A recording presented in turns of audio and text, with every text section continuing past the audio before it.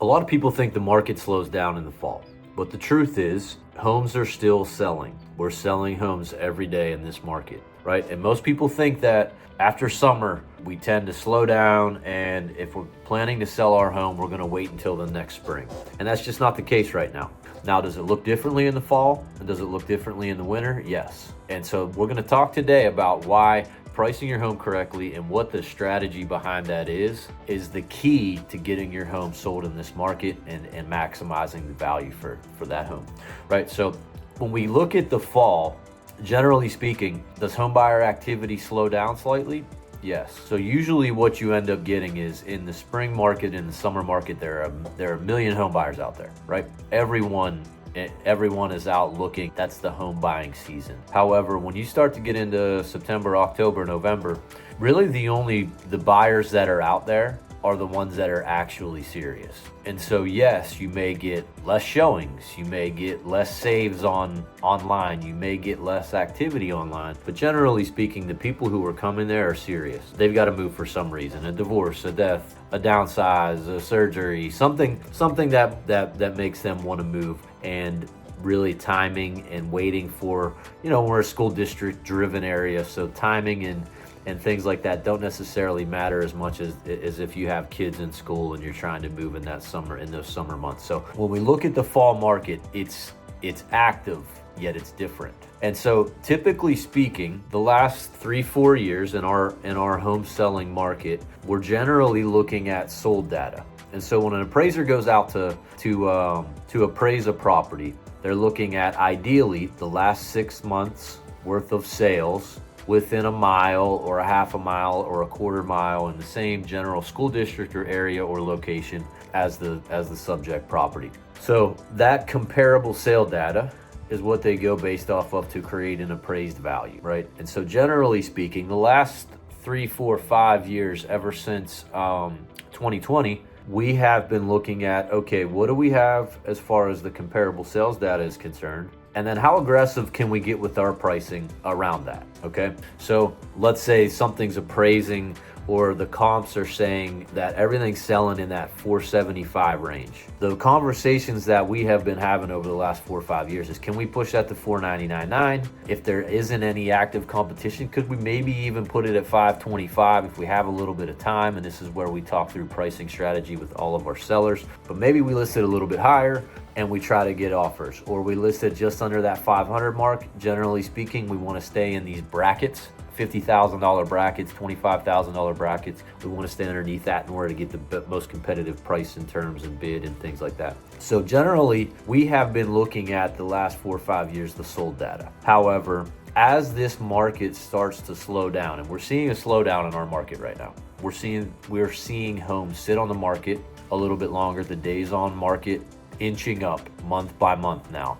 Slowly inching up month by month. Pricing is the most important thing when it comes to the fall. And the way that we're looking at things right now, it's almost October 1st here. We're getting ready to get that last final run here before the holiday season. So in our market, we're looking at October and November for the most part, the first 2 weeks, 3 weeks of November as being really good, really strong. Over the last few years, they've been some of our best months ever, quite frankly, almost up there with a July or an August, right? So we're looking at this next month and a half as a really strong time period for home sellers. However, we are not looking at the comparable sales data for pricing as much as we used to in the past right now. And so where we used to look at, okay, where are things sold?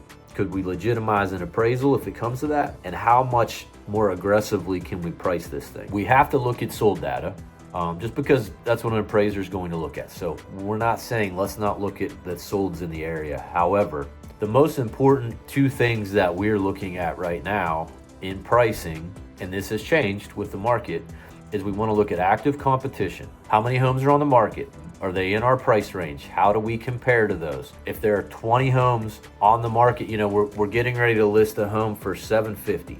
Now, if there are 20 homes listed from $600,000 to $800,000, we need to really be looking at how we stack up against these other homes. Because if there are only 5 selling a month and there's 20 on the market and we have 4 months worth of inventory, how do we get into that that bottom bucket or the most attractive bucket when home buyers are searching online, determining what they want to go out and see.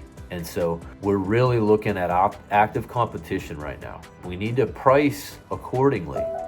If we come in and go to price our home on the market and we have 5 others that are in the similar square footage range, update range, all of those things, and we price above all of those, we're going to be last on the list as far as home buyers or what they're actually going to go out and look at. And so we really got to look at active competition. The other thing that we're really looking at right now is contingent and under contracts on our MLS, right? Or pending home sales, or however you want to say it. Contingents is what the MLS term is here in our market. But we're going to go back and look at the last 7 days of contingents, 14 days, 30 days. How long were those homes on the market? Did they do price reduction? What were the days on market? Were there highest and best opportunities there, right? So if the last 2 home sales in our market both went highest and best, meaning there were multiple buyers, there were multiple bids, we know those home buyers are still on the market right now, and they probably just lost a bid. And so they're going to be more aggressive with our home sale. So can we take advantage of that? And really, based on the 6 months home sale data, which is what we would used to go off in the past, or even we go back a year and look at all sold data to just make sure that we're in that right price range, isn't as relevant right now in a market that's been changing from month to month. And so when we look at contingent data and under contracts, how quickly did they move? How slowly did they move? Were there multiple buyers in that scenario? We're looking week to week up until the point we list that property, day to day. What kind of activity are we having in the market? Because we're seeing huge swings in activity from week to week in our market right now. And so our job as your real estate advisor is we want to get you the best price that we can for this home. We want to net you the most amount of money. We want to get it sold as quickly as we can. We want the best price and terms that we could potentially get you. And we want to talk through this whole process with you. We're going to work with you. We work hand in hand with our home sellers on our strategy, and we're going back and forth all the time. And we want to make sure that we're making the best decision in terms of pricing that we can. Just sticking an aspirational price on a home right now in a fall market as things are slowing and interest rates are still up, it's not the best way to go about it. Being strategic with your pricing game plan, being strategic with the way that we're going through this process with home sellers is setting us up for the best success and getting homes sold quickly for the most amount of money. Remember, the longer you're on the market, the less you get for that home. Once you start dropping and doing price reductions, that's the worst place you can be, right?